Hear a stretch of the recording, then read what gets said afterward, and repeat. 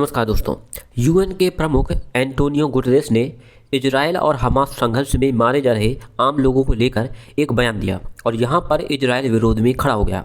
इसके अलावा आप ये ट्वीट देख सकते हैं यूएन प्रमुख का, जिसके बाद इजरायल ने यूएन प्रमुख के बयान का कड़ा विरोध किया था।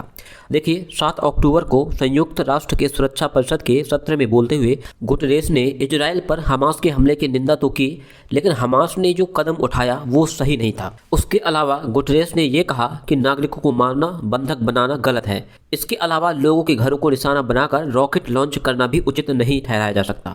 लेकिन उसके बाद उन्होंने ये शब्द भी जोड़ दिया कि ये हमास का हमला अचानक से हो नहीं गया।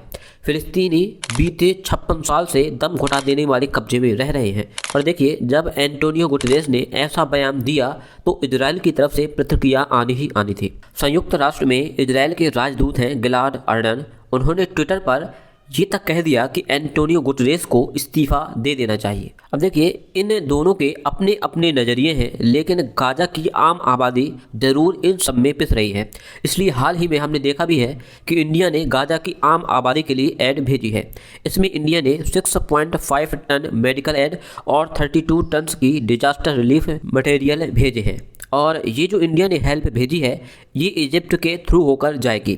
भले ही इंडिया ने यहाँ पर हेल्प भेजी है, लेकिन इसका मतलब ये नहीं कि इंडिया हमास को सपोर्ट कर रहा है। पीएम मोदी ने इजरायल पर अटैक को एक आतंकवादी अटैक माना था, इसलिए ये ऐड उन आम लोगों के लिए है जो इस युद्ध में सफ़र कर रहे हैं। उसके अलावा इंडिया हमास को टेररिस्ट ग्रुप मानता है, लेकिन इसमें आप बहुत बड़ा चेंज सऊदी अरब में देख सकते हैं, क्योंकि माना यह जा रहा था कि सऊदी अरब हमास को बड़ा सपोर्ट देगा, लेकिन ऐसा हुआ नहीं। हाल ही में सऊदी के प्रिंस ने कहा कि हमास को इंडिया से सीखना चाहिए कि किस तरीके से इंडिया ने स्ट्रगल किया और ब्रिटिशर्स को अपने यहाँ से भगाया। देखिए, हमास एक आतंकवादी संगठन है और ये संगठन जब तक अस्तित्व में है तब तक ये कहीं ना कहीं इजरायल पर अटैक करेगा ही, क्योंकि आतंकी संगठन कभी भी गांधीवादी विचारधारा या नीति पर नहीं चल सकते हैं।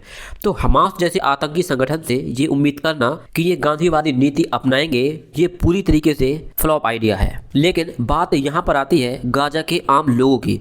कई सारी बिल्डिंग्स तबाह हो चुकी हैं, लोग पलायन कर रहे हैं, मेडिकल फैसिलिटीज़ की कमी पड़ रही है। इजरायल की तरफ से जो गाजा को बिजली सप्लाई की जाती थी वो भी ठप है।